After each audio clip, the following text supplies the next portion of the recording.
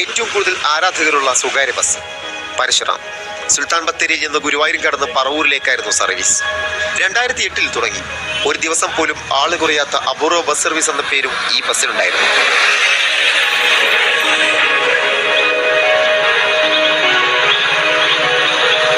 കേരളത്തിൽ സ്ഥിരീകരിച്ച ആദ്യ സ്വകാര്യ ബസ്സും പരശുറാമാണ്. TV, സ്റ്റോപ്പ് അനൗൺസ്മെന്റ് എന്നിങ്ങനെ ഒരു മെട്രോ ട്രെയിൻ പോലെയായിരുന്നു ബസ്. സമൂഹ മാധ്യമങ്ങളിൽ ലക്ഷക്കണക്കിന് ഫോളോവേഴ്സും.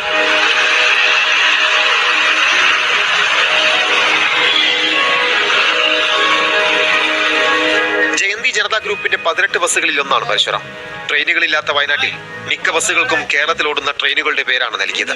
കാര്യങ്ങൾ ഇങ്ങനെയൊക്കെയാണെങ്കിലും പരശുറാം ബസ്സിന്റെ ഇന്നത്തെ അവസ്ഥ ഇങ്ങനെയാണ്.